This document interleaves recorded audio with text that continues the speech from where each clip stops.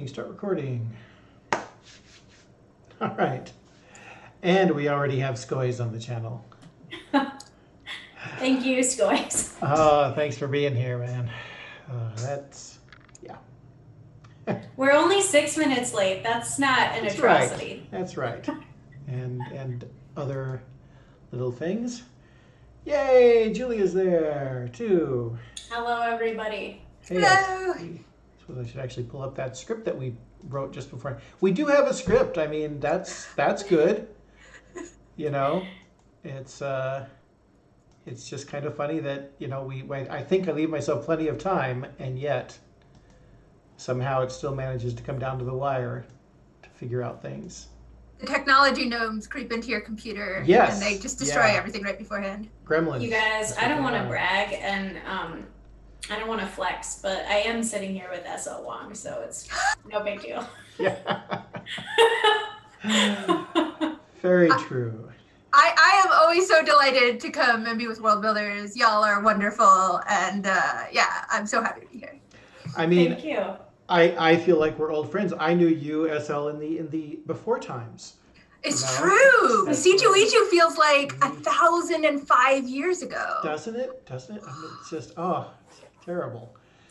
But it was really thrilling. I mean, last time we had you here, we talked to you about how you were nominated for the best short story for the Hugo Award, and then you went and won it, which is amazing. And Yeah, it's still a little. wonderful. It's surreal. Like, I keep feeling like, wow, that happened. I didn't dream that actually like happened. It's still sinking in a bit.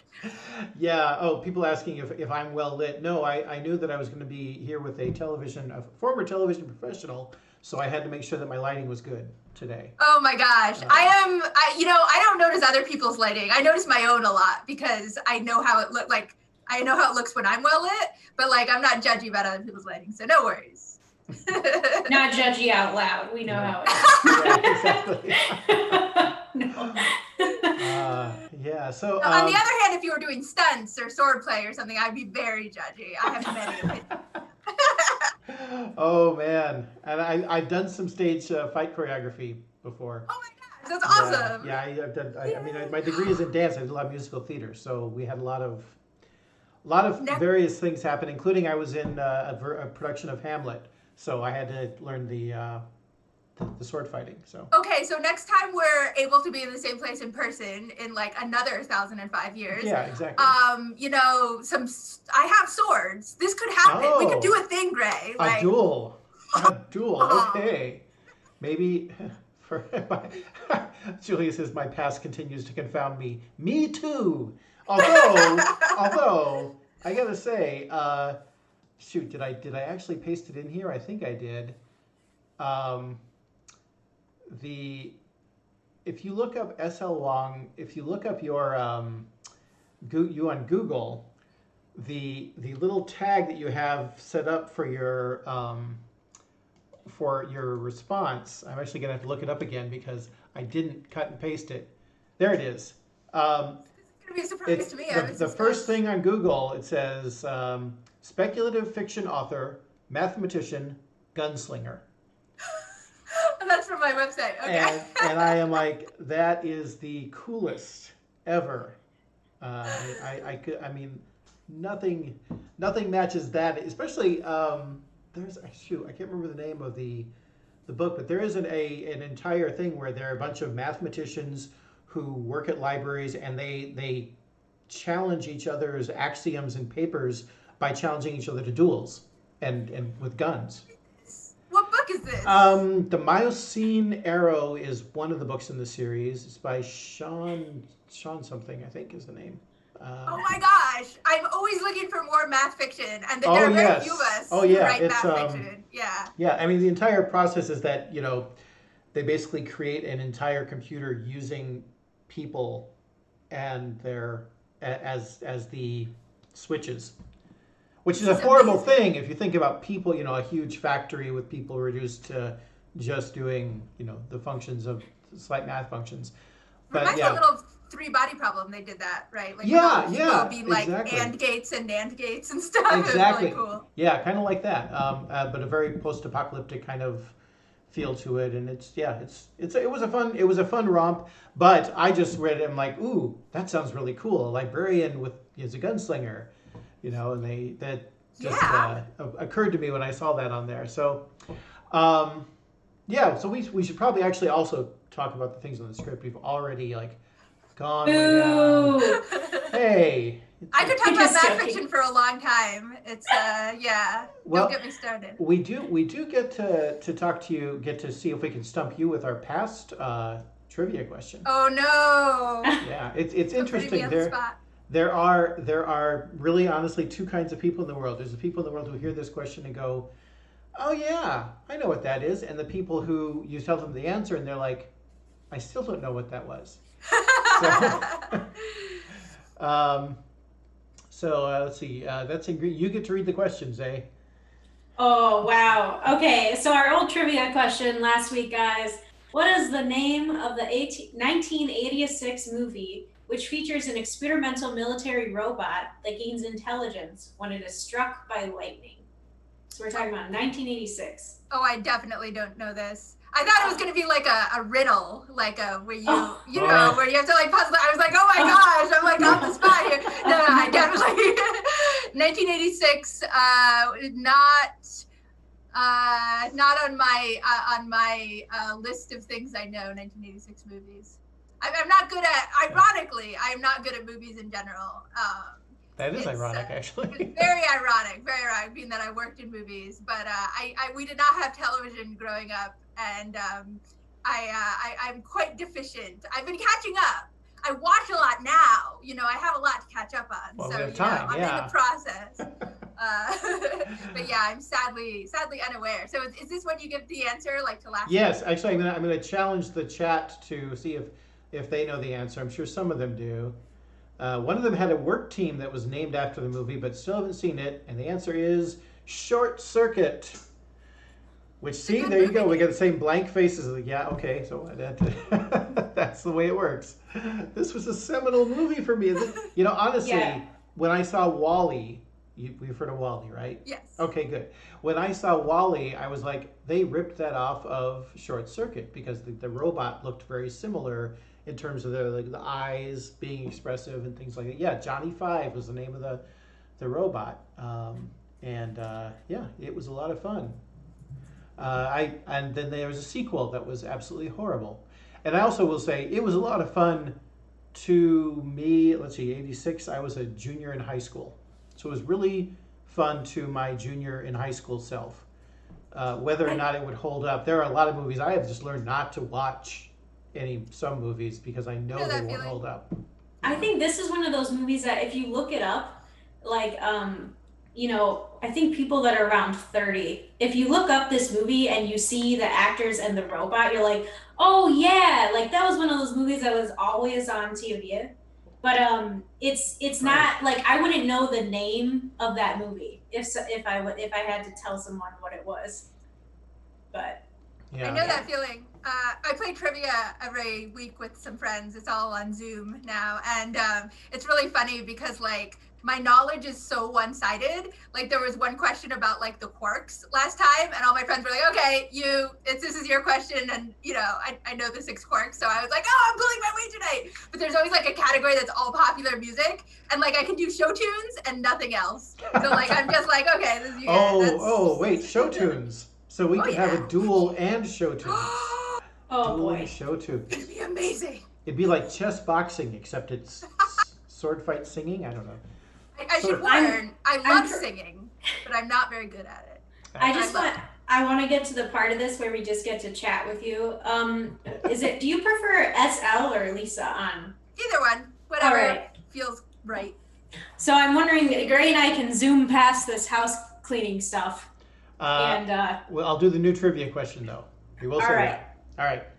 The new trivia question now, Lisa, if you know it, don't say it, and chat. Remember, you don't say it because we announce this, and then people over the week will send it to us via DMs or on our social media. Question is, What is the name of the toy company whose name comes from the Danish words meaning play well? Pretty sure I know what this one is. I wish I did, actually. I don't. I should. I have Danish ancestry. How do I not know this? But I blame it on my I'm parents. curious if I'm right, which means I'll just have to come back and watch it. You are There you go. expected to Yes. hold the weight of all Danish ancestry on your shoulders. I am. Yeah, you can tell from my Viking features, right? Yeah, that'll be it, and we take all the correct answers and put them into a big bucket, and we have our version of Johnny 5 reach in and randomly draw out a winner every month. So feel free. And what can you win? What can you win, Zay? Okay. Why do you do this? Hey, look, there's a bus. Let's pre-order it. Every month is different. Sometimes we give people a physical prize. Sometimes they get to pick a charity that we forward some donations to. I don't know what the last prize winner won because they're messaged separately, and I am not in charge of that. Is my answer.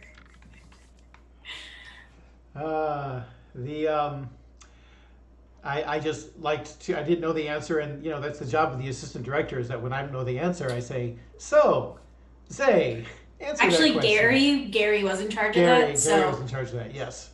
Damn it, Gary. That'll be our new t-shirt, just says, damn it, Gary. So, Lisa, when I was talking to you about coming on today, I mentioned that we were going to be talking about these kinds of things, and we'd have the trivia question, which we should give a shout out.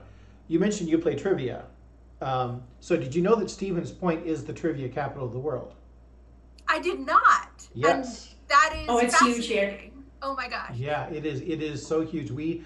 It's kind of like one of those towns where, like, once a year, like, the world descends on Stevens Point, and there's like thousands of people here. It's a huge event. Yeah, it's just ridiculous. And in fact, our operations support specialist, who actually takes care of all of our trivia questions, Jenny 3, she got married at the trivia festival here in Stevens Point. So Good choice of venue. She not only takes it very seriously, but is very well prepared. She also I should ask in Slack if I'm allowed to talk about her incredibly wonderful geeky son's name.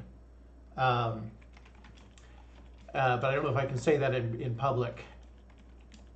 Yes, apparently she just slacked me and said, yes, you can talk about me, but I actually want to talk about your child. So I need explicit consent for that. All right, so yes. So this is the coolest thing about, well, not the coolest thing, but one of the coolest things that when I heard it, I just squeed. It was because her son's name is Zim, after Invader Zim, the cartoon. You don't know of Invaders. Well, there's something else for you to catch up with and watch. Yeah. Oh man. Invader But Zim, I like the name. cartoon. Yes. What a weird, wild show. It's a good one. Yes, it is. It is so good, and there's so many different memes, like Grr and Doom de Doom de Doom, singing the Doom song, and it's just wonderful. So. All right, going on the list. Invader for sure. Zim. So yeah, and honestly, even just saying, naming your child after a cartoon alien is like way up there in the whole geek. Oh yeah. Geek Oh level. yeah. I think- Many points for that. Right. Absolutely. Right. I had 4 daughters. I didn't name any of them after a geeky thing. So. I'm sure they're really bent up about it. Yeah, they are. Actually, one of them changed her name. She was so upset. So yeah. 4 daughters and no Zelda. So here's where I give my geek fail. This is gonna be I'm gonna come clean here. Hello, my name is Gray Miller, and I have never played Legend of Zelda in any of its forms. I actually have not either. So Oh, thank God. we I feel so will, much better. High five in good company. Oh my Yeah. god. Hey. Hugo-Award winner SL Huang has not played it either, so I'm okay. Right? Are we letting down the team, Zay? Oh my god. Hey, listen. Am I right, anybody? They know what I'm talking about. Good. See, Julia hasn't played it either. Okay, cool. Oh my God. So Everyone I cherish is stumbling down around me. you have been living in a world of falseness, Zay. That's right. So back to what I was saying with the whole game thing. Lisa, you said that what game is it? Because you might, why wouldn't have time to play it, but maybe. And I couldn't tell if you were talking about board games or video games, and it just leads to the question of what kind of games do you play and what do you like to play? I was assuming you meant a computer game, but I do enjoy board games. I would not call myself a big board gamer because I know big board gamers, and yes, I would not have the audacity to assign myself that title. But I do enjoy, like, I've been to board game nights with friends, and I love I'll play all the board games from across the universe. But I do play computer games as well. I used to play like the big AAA games, like mostly with friends. Like we would go and fight, work out, and then play Halo.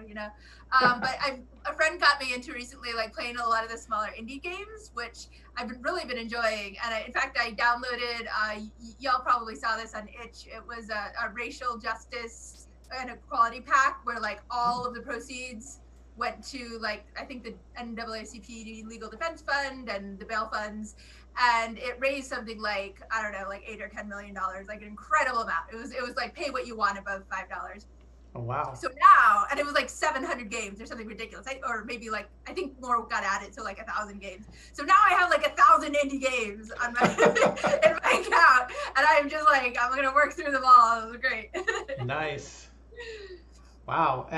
No, I didn't hear about that one. I was there was a Humble bundle that I saw that had the Star Trek role playing game books that was nice. also benefiting the NAACP. So but now I have another stack of PDF of books that I won't read as I won't have time. And plus, you can't. Well, I guess I could play it virtually. But any of the games stand out that you're enjoying? What kind of game do you like? Do you like the first-person shooter, turn-based combat? What kind of stuff?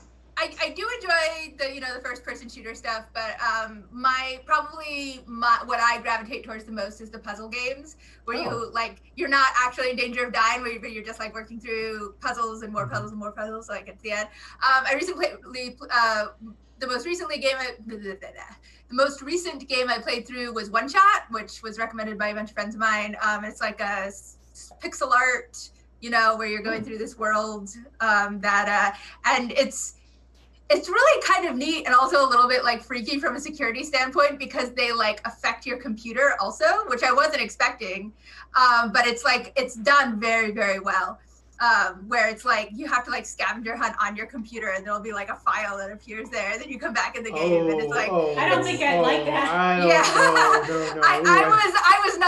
I was like, wow, I kind of wish I'd known that this was but at the same time, since I was already in it, I was also respecting the narrative art of it, which was very well done.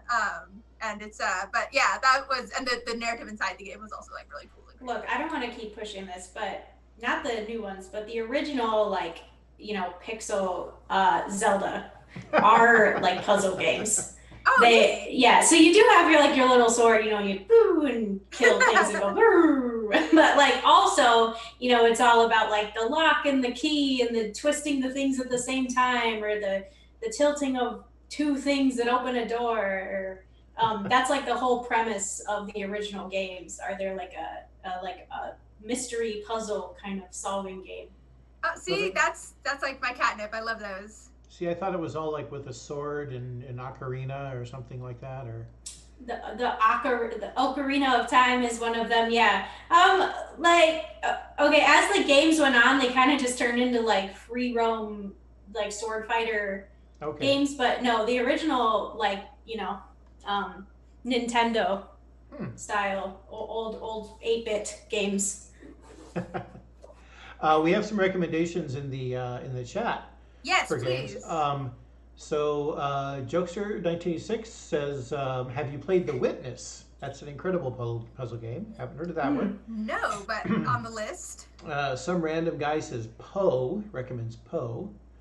And also The Neverhood is recommended by RM Jen. All right, I'm gonna have to look all of those up and put them on my to be played list. You know, like my TBR list is already like so long, I could never get anything right now. I like to be played. And this is a place where you find out not to play the international security threat one shot. Yeah. I mean, I feel bad saying that because it's a very good game, right? But like, it did freak me out. Yeah, that bothers me at all kinds of levels. Wow. Actually, a friend of mine who's a DM, I'm a big fan. So what I do geek out about is organizational systems, which is silly, but there's a software project called Notion that's kind of like a project planner, Evernote kind of thing. And a friend of mine who is a DM said, so could you have Notion documents set up so that I could gradually reveal things to the players as things went along? And my brain starts going into like the way that Notion does sharing permissions and spreadsheets and different views, and it's going, yeah, you could do that. I'm pretty sure we could. And I'm gonna, so I'm gonna become apparently the Dungeons and Dragons Notion person. Yeah. For those of you that don't know, Gray has an addiction to project management. I really do. It is a good thing to have when you're the executive director, but it's also kind of pitiful. It is not pitiful. I actually love that stuff as like superpowers. Like when you see like unusual superpowers in science fiction where somebody's like superpower is like bureaucracy or like being able to like there's the Rook did this. It actually wasn't her like superpower really, but it was like her she was just like super good at like all of that kind of work, and it like was hugely important to the plot, and I thought that was amazing. I was like, this is great. We just had Ferret Steinmetz on last week, and he has a whole series where whatever you're passionate about becomes your magic power. So you could be a felinomancer, if you're a cat person. There's a donut mancer. But the main character is the bureaucramancer. That's excellent. Who can basically, his superpower is he can arrange that, 5 weeks ago the form was put in place that had the cement truck in the spot where now the alien is, and then happens to get it. Yeah, it's just like this whole, the ability to handle paperwork is. It's like really cool. Right. And I mean, speaking of somebody who writes math superpowers, right? Exactly. That would totally work with that. And I finished listening to the Null Set, and it just it hurt me. It just, my soul hurts. I'm sorry. It's okay. It's okay. I just, you write characters that I care about, and then it's like, it wasn't. I'm not going to give away anything about the ending. I'll just say that you put people that I really liked through a whole lot of bad stuff. That's your job, and that's why people are there. I know. Yeah. Where is the fantasy novel where nothing happens? It's just all flowers, pixies roaming through the fields and sunshine, right? Isn't that the Two Towers? I don't know. I've a hard time getting through. Oh, that's it. There's a We're gonna be sued. Actually, I have read some books. I won't name the authors because they're still alive, and there's a chance we might work with them at some point. But there was one point when I read a book that was something like, I don't know, one of those giant ones that you could use as anti-tank armor kind of thing. And I finished it, and I realized that I had just read however many pages, and nothing had really happened. Like it is just everything. There had been like the start of character arcs. They went back, and then in the end, all the characters were in exactly the same place. And I'm like, it was very much one of those. We're going to talk a lot about what they're wearing. We're going to talk a lot about the atmosphere. We're going to talk a lot about the woodwork. I felt that way about. But nothing actually happens. I have to say there are a couple authors where I wouldn't say nothing happens, but they're over descriptive to the point that you can't even get into the story. Like I remember, and I'm sorry if the author, who will never, I don't think we'll ever have them on here, but there was, I shit you not, 2 paragraphs about the way this like curtain blowed in the wind on this window, and I was like, I think I'm done. Just shut the book. And I'm like, that's where I was like, I'm like, 3 chapters in at this point, and I'm like, it's not foreshadowing. I looked it up. It's just a description.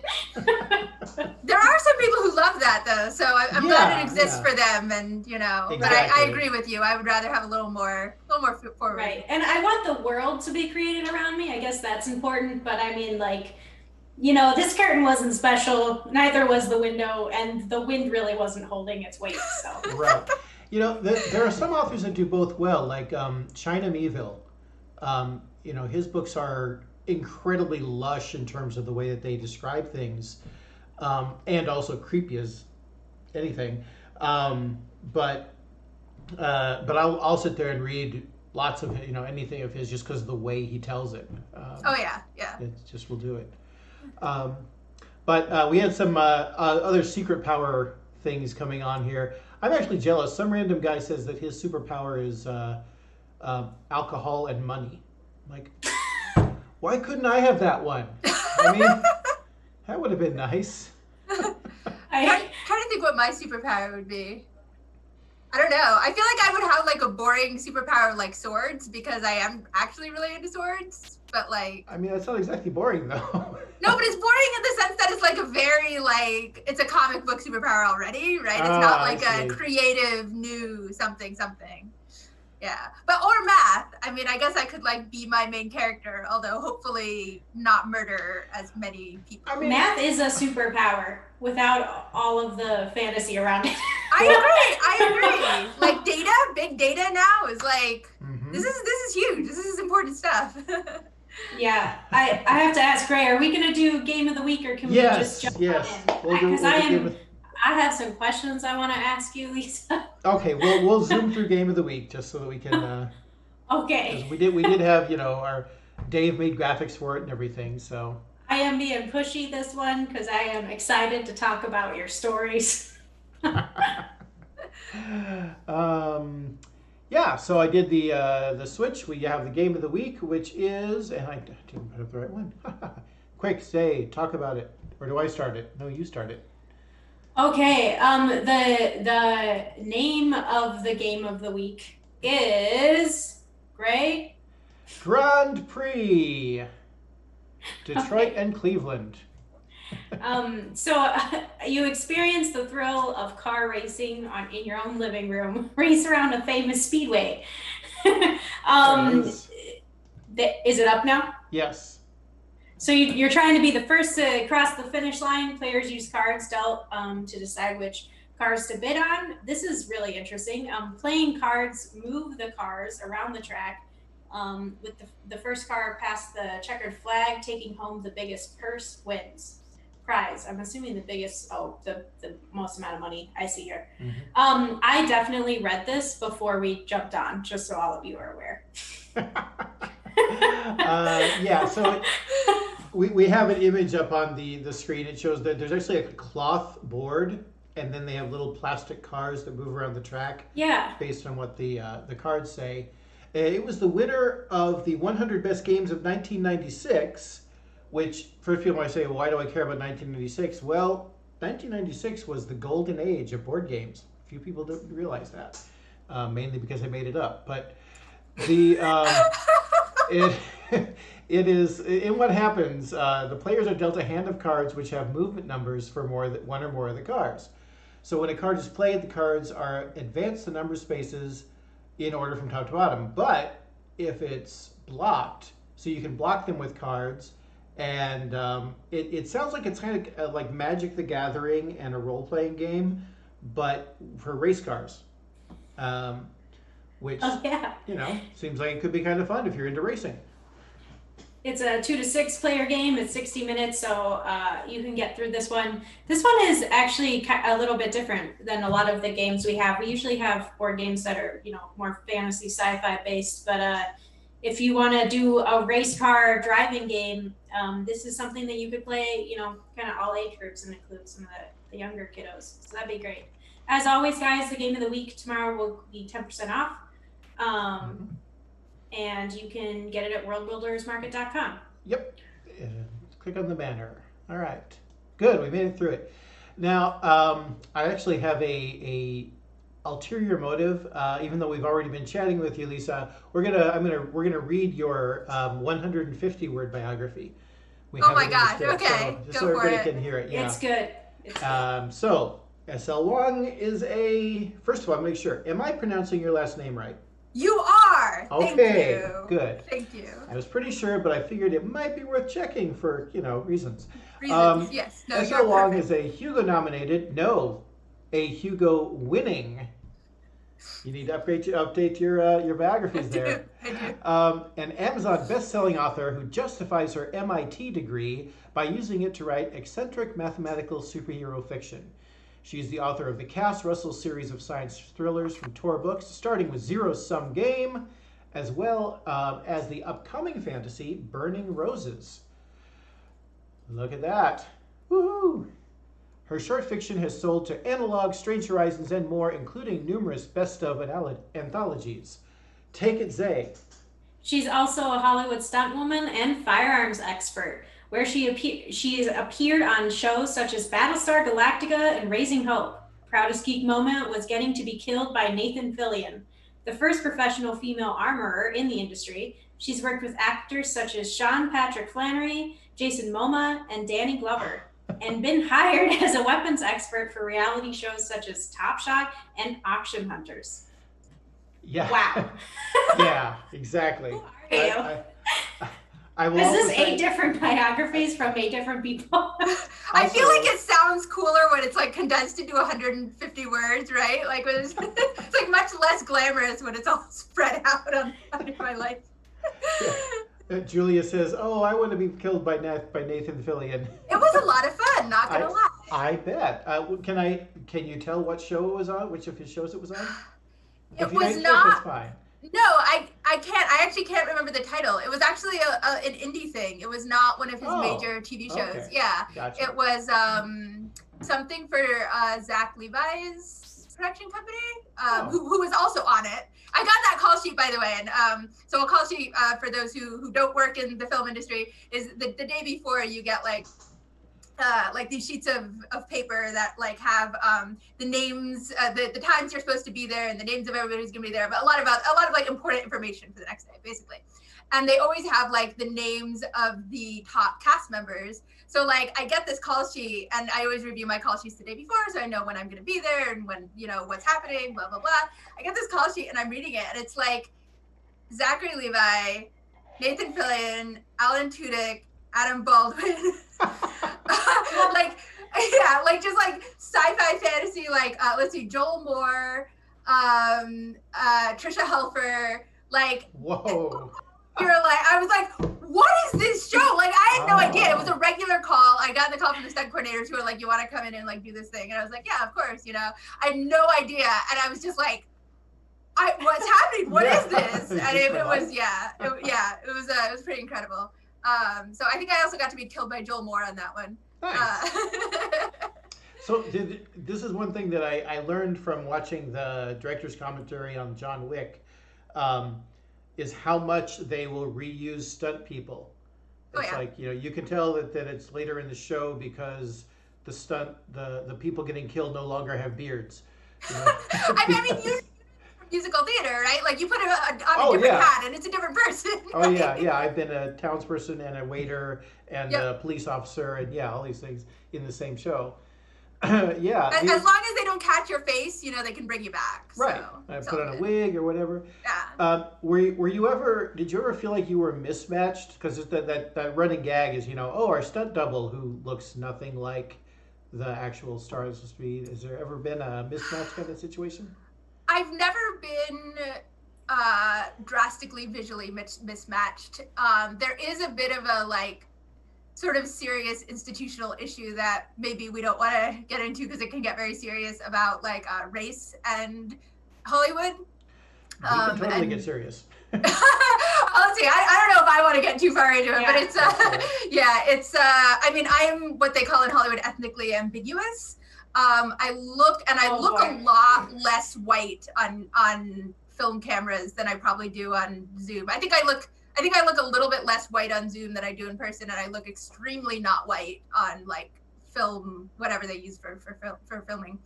And anybody who's sort of brown-ish gets sort of lumped in the same category, and we're all cross-cast as each other. So I played like 7 different races, you know, on camera. And of course, like, you know, when I was sort of at the height of doing it, which was about, you know, probably 10 years ago, the conversations were a lot different than they are today. But even at that point, it was very uncomfortable, but it was also, you know, we would have these intra-community conversations with each other about like how shitty this industry is, right? And encouraging each other, you know, and we're all sort of like playing each other's ethnicities, which is, you know, it's just a very uncomfortable space to be, but it's also the only way for people who are sort of brownish looking to like have a career, you know? And one of the things actually when I got into writing was I was so sick of compromising for Hollywood that I was like, I'm not going to compromise anything for writing in my books That's or great. my personality. So it definitely made me like come into writing with like a lot more like a fierceness about like, you know, my books, you know, they're not going to be whitewashed. My covers aren't going to be whitewashed. Like if I'm adapted for film, you know, like all this was like so important to me coming in because, you know, I felt like I was so at the bottom of the hierarchy, you know, as a stunt person, you know, where it's, I didn't have really the power to effect change. I felt like until I like had gone through a lot more of this bullshit. I assume I can curse because I saw Zay do it. You can fucking curse as much as you fucking want. Excellent, yeah. Excellent. So like coming into writing, I was like, this is, I'm actually on the creative side here. I can help change the culture. And even if it's in very small ways, I can be a part of making things like less terrible. And so that's been very important to me as I move into writing. And you know, the conversations in Hollywood are changing slowly. Like, you know, 5 or 10 years ago, even today, actually, it's just a victory to get a person of color playing a person of color, like, you know, or even to get a woman playing a woman, you know. And there are, you know, like Hollywood's more regressive than society, and stunts is more regressive than Hollywood. That's the truth. Really? Of it. Yeah. Oh, much more regressive. Stunts is probably the only department in Hollywood that is like heavily conservative. Much of Hollywood is very liberal. Much of stunts is heavily conservative. Not everybody, but like a large portion of it. I wouldn't have guessed that. Yeah, it's I mean, it's interesting. I'll leave it there. But it is, you know, back in the day it would be, you know, a woman needs to be doubled and a man would put on a wig, you know, and double her, right? So like we are literally like 2 steps past that. And now like it's like, okay, we're gonna get a non-white person to play this non-white person, and then like we'll like throw a dart at the ethnicity board and like hope it's close enough, you know, that kind of stuff. Like it's pretty terrible, and we're like just incrementally getting to the point where this is being questioned and saying like, no, that's actually, you know, maybe we should be having a conversation about this. And so there's a lot there that's deep and uncomfortable, and I'm not even, you know, I'm not sure I made all the right choices, because when you go into an environment where like that's so normalized and you're talking to other, you know, people, you're talking to other like non-white performers about this, and everybody's making some level of this compromise, right?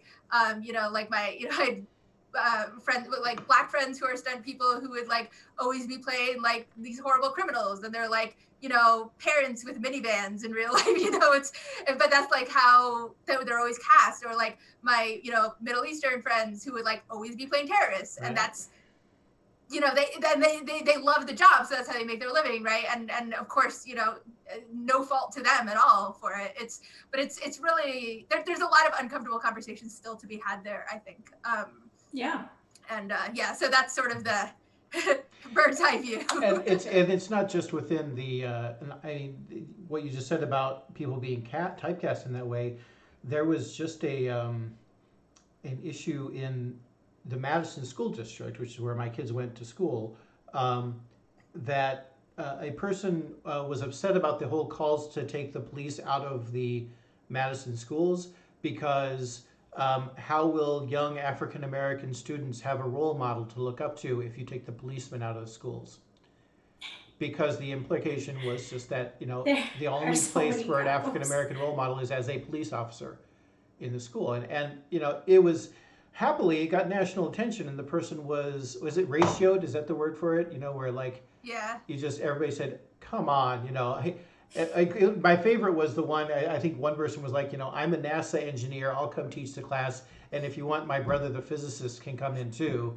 And that kind of thing, and provide these role models. So it's so stark that clearly they have no black teachers. If that's right, like right. And growing up, I actually like looking back, and I didn't realize this when I was growing up, right until like a few years after I graduated, and I went back through every single one of my teachers, including middle school and high school, and I lived in a very like a town that was at least like 25% Asian, and like did have a little bit other did have some other diversity besides that. So it wasn't an all white town. Every single one of my teachers was white, and I look back at my old school district, and that's changed now.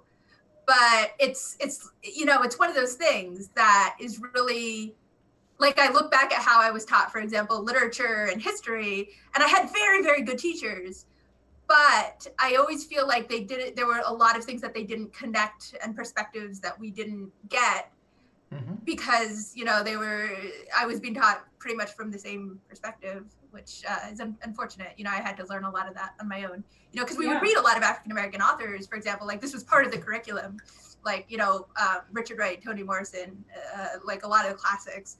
But I never felt that any of them connected that to like present day, or, it was always like, oh, this is in the past, but they never even connected it with like history. And it's unfortunate.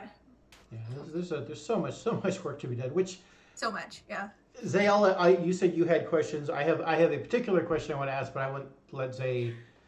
Zay was really excited to have you here. No, yeah, I mean, I guess we can start by. I'd like to just kind of talk about what your Hugo Award, what the story was, that one. Oh, sure. It's called. It's called As the Last I May Know, and it's on Tor.com. You can read it there for free. And it is about weapons of mass destruction and war, and it's a really, oh my gosh, this is gonna be such a serious episode for you guys. It's a very like intense story, I think, and like about hard things having to do with war. I wrote it after I went to both the Hiroshima and Nagasaki atomic bomb museums when I was living in Japan. And shortly after that, I was visiting China, and I went to the Nanjing Massacre Museum in Nanjing, China, which, for those who don't know, this was a horrible atrocity in World War II perpetrated by the Japanese army against the Chinese, and like 300,000 people died. Countless, like, I don't want to go too far into trigger warning territory, but like a really horrible atrocities against women and children in the city as well, in particular, and like stuff that I won't actually say it on here because it's like getting really heinous and traumatic. And just so the story is about this thought experiment called the Fisher Protocol that has never really been used in science fiction. I looked it up to make sure I wasn't like retreading, but it's like from the 1950s, where this the philosophical question, like, what if we put the nuclear codes inside a person, and the president had to like kill a person to to have access, and like what that could mean.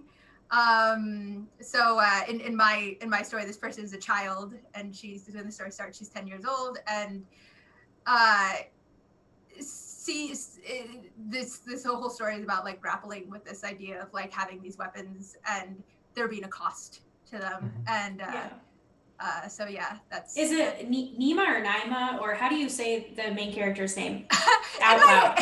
In my head, I say it a little bit in between, but let's see if I can reproduce how I say it in my head. I say it kind of like Naima, but that's like there's not really a canon here. Like I'm fine with it. Yeah. Well, I would just say, please read this. The Last I May Know. Please read it, guys. It's really good. It's very short. You can read it in like 20-30 minutes. And I will just, if I can argue on behalf of the story for a moment, you get to go through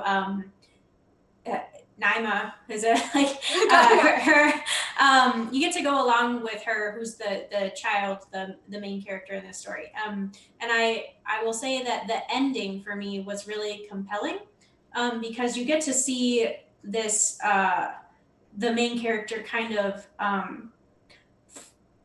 you get to see the conflict within herself of the person who's supposed to be her supporter and the person who is, you know, essentially the president of this kingdom she's in. And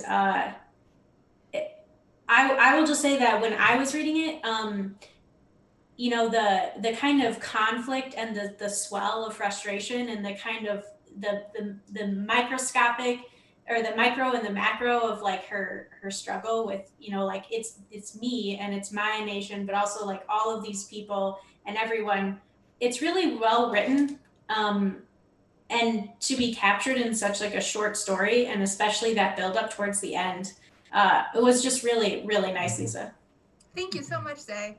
And you know, it's interesting because like the culture I grew up in, you know, I didn't grow up in like the 50s and 60s where there were like nuclear under the desk drills. I grew up where like nuclear weapons are like our fun apocalypse tools in fiction, right? Where like people use them to like end the world or like blow up spaceships and stuff. And like I knew intellectually, you know, I knew all the history from, you know, school and whatever. I didn't understand the like emotionally until I went to the museums in Japan, how like the destruction, it's so hard to hold in my head. There's this statistic from Nagasaki that the death rate within, I want to say 1 kilometer, it's some very long range, but from the epicenter of the blast was 100%. It was just the capability to that level of destruction of a city, you know. And when we look at events within our lifetime, or you know, within America, which is, you know, my country, of course, like like 9/11, which we, you know, assign a lot of emotion to, the level of destruction and tragedy and in a very long-standing way from nuclear weapons, it's orders of magnitude, you know. It's so enormous, you know. And one of the largest things in my memory after going to Hiroshima was, I was in my hotel after going to the museum, and I was looking out at the city, and Hiroshima has a population of over 1 million people now, and just looking out at the city and like thinking about what I just seen in the museum and thinking about it being gone. And the, you know, the people at the time didn't know even what these weapons would do. You know, there's quite a lot of evidence that they dropped them not knowing, you know, and this was completely unprecedented. Not only the immediate effects, but also, you know, the horrible lasting effects of radiation and long-term illness, and tragedy. So it's really worth looking into and reading up more on if like me, you have only sort of gotten the dry U.S. history version of it, just to try to like, I don't know, I still can't really do it, like encompassing in my head how big all of this is. So that's where the story was coming from. Yeah, thank you. I would echo everything that Zay was saying, including the what I appreciated as a former Marine. There's the dichotomy of you know, that you may be called upon to do something unthinkable, you know, just in terms of killing another person, and at the same time there is that duty to other people. It's the, you know, the concept, the idealized concept is that we have to kill this person in order to save these people, that the ratio is larger. And you know, that's a smaller, you know, moral dilemma, and you wrote it large in terms of how that leader was feeling. And I appreciated, and I'm not going to try and spoil things, I appreciated in all respects that the characters were three-dimensional. Like, there was not a simple, oh look, it's President Snow, you know, from Hunger Games, you know. It was I love books in general, this is why I love War Girls so much, where you're never quite sure I wouldn't say you're invested in the characters, and the characters aren't put in easy I'm a good person, I'm a bad person situations. Yeah. I just think Cass Russell books do that a lot too. Thanks. I do try. And I appreciate that. And it was certainly what I was going for, because like there's also the perspective on history that like the scientists who were building the bomb, the Manhattan Project, was to use it against Hitler, right? Who was genociding millions and millions of Jewish people and also other minorities. And you know, there are a lot of Jewish scientists working on the project too. You know, this is a very complicated kind of thing, because you know we don't want to stand for genocide either. And then when you look at what Japan was doing in China, and you look at, you know, but it's so much more. There's so much more than like good guys and bad guys, and it's I still don't. I have no answers. Right. This was the story was part of my way of trying to like grapple with all of this, and I hope it functions that way for other people too. Well, to take it up to a little more of a surface level, what was your reaction when you heard? I mean, how did you hear? Were you watching at the time, or? No, I was live. You were live. Okay. Yeah, I was in the ceremony. So some people sent in pre-recorded speeches, and some of us did it live. I followed on Twitter is how I watched it. So yeah. So I was in the finalists Zoom. We had like a Zoom for the finalists where they would be like piping us into the stream if we were there live. So I was watching it on the finalist Zoom as I was there, you know, waiting. And a few of my friends who are also finalists could not make the ceremony. So I actually had 3 other people's speeches to read for them if they won. And unfortunately did not get to. I mean, all the finalists were so good. So it's like I say, I'm disappointed, but also like I'm so happy for people who won. But one of the people whose speeches I had was River Solomon, who is brilliant, and I highly suggest. They were nominated in 2 categories: short story for Blood is Another Word for Hunger, which is a brilliant short, and novella for The Deep, which I have right next to me, which is just an incredible, amazing story. And I recommend both of them highly. And I expected Rivers. So like between Rivers and me, I expected that there was a much larger probability that I would be reading Rivers' speech. So I had Rivers' speech up on my screen, in fact, and they said it, and I was like, wait, I was like scrolling to get to my speech. It was very, and like I had to keep checking. I'm like, I heard that right, right? Like I'm reading the right speech. It was very, very surreal. But that's not the speech I have queued up. Wait a minute. Something. Yeah, exactly. Nice. But I'm very honored that that so many people were touched by this story. So, as somebody who has done a lot of presenting and keynote speeches and stuff like that, I will just go on record as saying I was horrified to learn of the carelessness with which these award winners' names were pronounced by Mr. Martin. And so, you know, me going on record as saying that sucked and that should not have happened and should not be there. Do you have any comments about that? You can feel free to just pass too. You know, Thank you. Don't have to do more emotional labor on this, but you know, any thoughts on that? It's actually funny. Like I'm so used to the sort of thing happening, and like just sort of having to go, oh, okay, you know, happened again, right? And like this time, like a lot of people, including like a lot of white people, including a lot of powerful white people, like really care and are like angry about it. And that actually feels like really kind of cool. And like I'm so used to people just not noticing.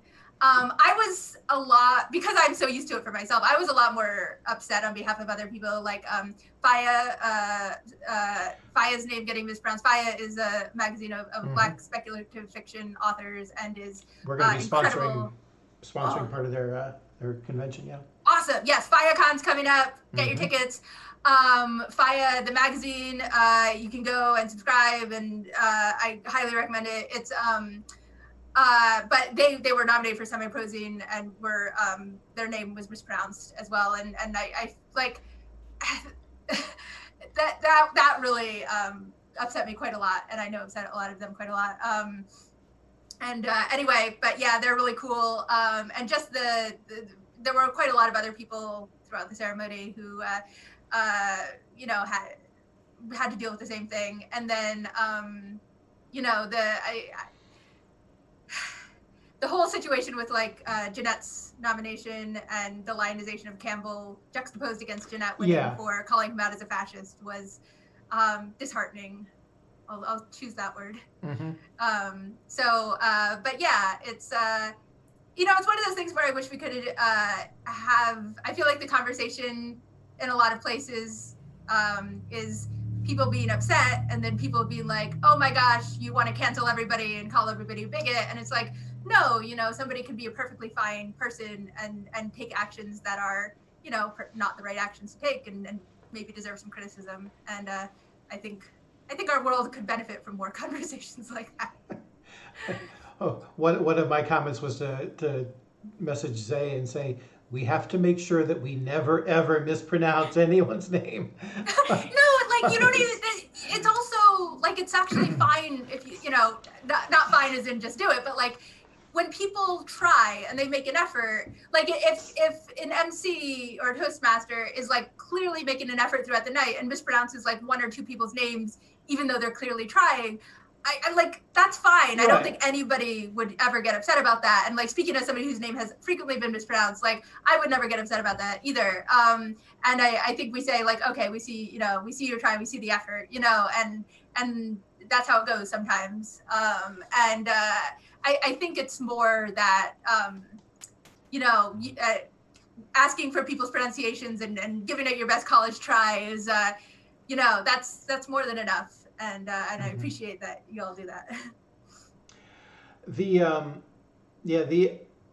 already answered one of my questions, which was if it hadn't have been you, who would you think should have had the Hugo? That's such a hard question. Oh, I know. I didn't say it was going to be easy, but you could take it. Yeah. So the short story category. You all have to read all of these short stories. Honestly, mm-hmm. Like they are so good. So I already mentioned Rivers with Blood is Another Word for Hunger, which is amazing, blew me away. Shiv Ramdas also wrote a World War II story about the genocide in India by Winston Churchill. So it was like we felt like our stories were very much in conversation with each other because like this is also like challenging the sort of good guy bad guy narrative of, you know, the war and this is true history, you know, and Shiv was, of course, there are speculative elements in it, but it's very much based on, you know, real things that happened and in a real time period.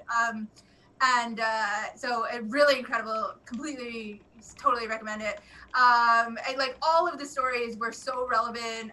Fran Wild's story was all about like climate change, weather, and very creatively.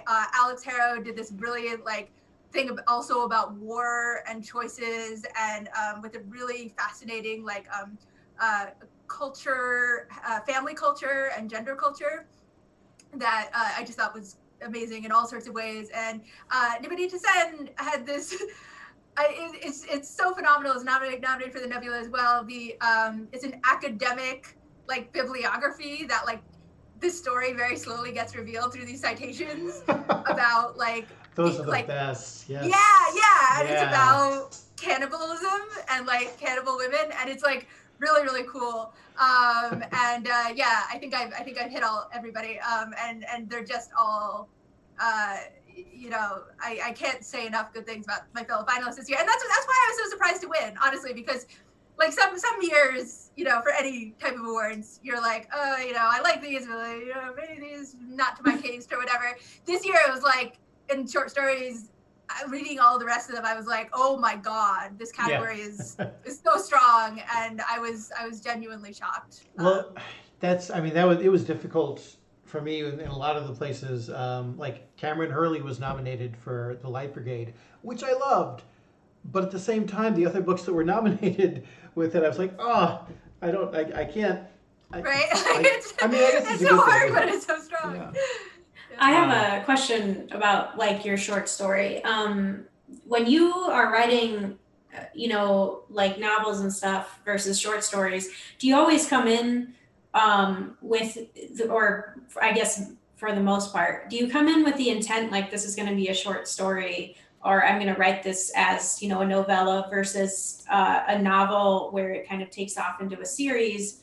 Do you have a plan for those generally, or do you kind of just write it and it takes you where it takes you? I am what's called a pantser rather than a plotter, where I I write and it sort of go by writing.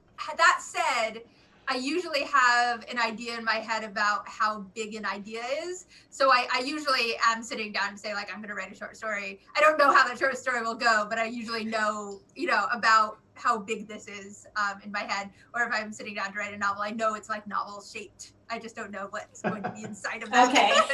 Yeah. I am taken aback that you're a pantser, because I mean, there are very specific moments that I can remember in your books that I've been like, okay, I know there's a third book, so she's got to live through this, but how the hell is Lisa going to how is she going to make this work so that she actually survives this? And I'm like, and then you do some, the things happen, and I'm like, oh yes, okay, I see how you set that up from the beginning, and now I see. I mean, so that's that's pretty impressive. Thank you. Wow, fantastic. I'm going to ask you a question that has absolutely nothing to do with writing, because, and I don't know if it may be a very quick answer. Since last time we spoke, have you watched Old Guard? The Old Guard? I have not yet, and everybody keeps telling me to watch it because they say that it's like my books. So yeah, somewhat. And like I've seen several people like recommending my books if you liked Old Guard. Really? So I need to watch it clearly, because this is like, so I can be part of this conversation. But hopefully you like it then, if it's not like, right? This is the recommendation. Like, people think this is like my book. Honestly, go ahead. Oh, I was just gonna say, I gather that there's like action and women who shoot at people, which I write about a lot. So yeah, that and the other one that I've the guilty pleasure that I've been enjoying is Warrior Nun. That on Netflix, I think. Yes, it's it on looks Netflix. good, but I haven't. And yeah, I mean, I gotta say they it started out seeming like, oh, come on, this is gonna be ridiculous, and I think we're about halfway through the season, and my partner and I looked at each other at the end of the next one, and we're like, this is getting better. This is like they're actually this is getting beyond cheesecake to not cheesecake, but beyond the light fare. And actually, one of the nice things about this is not cheesecake. It's not a sucker punch kind of badass women killing people. Which, by the way, I like. I'm one of the 3 people that like Sucker Punch. So sorry, but at the same time, it's very much. They don't fetishize the well, they might fetishize the violence. They don't fetishize the characters. That's good. Which is nice to see. I like the premise. The premise looks really cool, and I actually don't mind some like lightness and cheesiness in my television either. So yeah, I'll put it on the list. What I did watch this month though is Hamilton, which several times. Nobody told me that I was going to cry in Hamilton. I was really. I know, right? I had purposely not listened to the music because I've been wanting to see it live forever. Me too. Yes. And so I did not know. I mean, I knew the very end, but I didn't know everything in between. And oh my god. Yeah, I am so amused that there's not huge, but there's a significant portion of the population that now apparently believes that Thomas Jefferson was black. Wow. You didn't hear about this? I did not. Oh, and that yes. Is something. It has been documented in several times that people who are conservatives will say, well, how come you're talking about racial equality? Come on. I mean, Thomas Jefferson was black after all. And they are holding up as their example of that in Hamilton. Yeah. They don't mean Thomas Jefferson was cast as black in Hamilton. They mean the actual they slave owning. Yes. Yeah, I was just gonna say yes. Slave owner. Yep. That is. And when I say significant, I mean enough that it has been documented in more than one place, but of people making that claim. But yeah, it's kind of, I guess if that's where we're going to get education, Oh boy. Wow. Yeah, it does. Yeah. It definitely hurts. People in the chat are like, yeah, afraid so. But I'm curious, Lisa, if what would you recommend people to watch right now on like Netflix or something? We've been asking authors this. So I just discovered. I actually watched it years and years ago, but I just discovered that Hustle is on Amazon Prime now, which is a British show. So I'm recommending this because I think a lot of people haven't heard of it. If you like Leverage, though, which is one of my absolute favorites, that's also on Amazon Prime, but I think a lot of people know about it. And it's coming back, which I'm really excited about. There's a reboot. But Leverage is a heist show, and it's fabulous. One of my friends calls it like stealth science fiction because it's like sort of like it's a real world, but it's like you could believe it's like superhero. And it's so well done. But Hustle is like that, but it's con artists who explicitly aren't doing good, but they're targeting bad people. So they're like, one of the premises of the show is that you can't con an honest man because honest men aren't looking for something for nothing. And in order to like fall for the con and like people have to expect that they're going to get these like huge amounts of money for nothing in like an illegal way. So it's quite well done. I mean, like anything else, I could have quibbles about like, I wish they had, more female characters, and there's some things they do with that I'm like, kind of like, oh, really? But it's really fun and a heist show and well done. And, I'm rewatching that right now and finding it very entertaining. I appreciate it. I watched it back, I can't remember where it was when I watched it, but I believe it. And yeah, it's a lot of fun. It's like a series by Guy Ritchie if he was doing a series. Like it reminded me of like Lock, Stock, and Two Smoking Barrels kind of thing. Oh boy. Cross between that and The Sting or something. But I will also there's an Asian. We were talking about Asian typecasting kind of things, and there's a movie called The Thieves, which takes a whole bunch of Chinese action stars and then Korean action stars and has them as two teams that team up for a heist. And it is like Oceans 11, 12, and 13 combined with Jason Bourne, all the Jason Bourne movies, with a superstar cast of Asian action and actors. It's just amazing. What's that called? It's called The Thieves. The Thieves. Okay. Yeah, and I love it. It is so deep, and up till the last second, you're like, how are they going to pull this off, or what's going to happen? And then they manage to pull out the last twist, and you're like, oh my God, I can't believe this happened. And part of the reason I like it also is because there's a very different. The hero's journey is a little bit different in Asian cinema than it is in American cinema. Yeah. And so it's refreshing at times to be like, I'm not sure how this is going to end because I'm not culturally attuned to how this will work. And then it has I guess I will just say, don't expect a traditional Hollywood ending. But the action in it is amazing. It's just so much wire work that is done really, really well. I'm gonna have to look that up. It's one thing we talk about sometimes in like discussions about like systemic bias is like those narrative traditions, right? Like what sort of, say if it's an editor or like other person who's giving access to the field, what they see as being like a proper hero's journey or not, stuff like that. But speaking of Asian cinema, there's a wuxia that I really like called Shadow that I watched recently. It was, I think Vanessa Fogg recommended on Twitter, who is also a writer and writes great reviews and stuff. And it's got like knife umbrellas in it. It's fabulous. It's just like, it's so absurd. It like crosses the line twice in absurdity, as all good wuxia should. Yes. So that was really good. And speaking of when you were talking about the Oceans movies, I was reminded because of Ocean's 8, Mindy Kaling has a new series called Never Have I Ever. And it's like a teen drama series, which usually isn't my cup of tea, but I'm so glad I watched it. It's so good. Oh my God. Her. Oh, have you watched Never Have I Ever yet? No, I haven't. But she's like my favorite person to follow on social media. Okay, yeah. She seems really cool. Yeah. Yeah.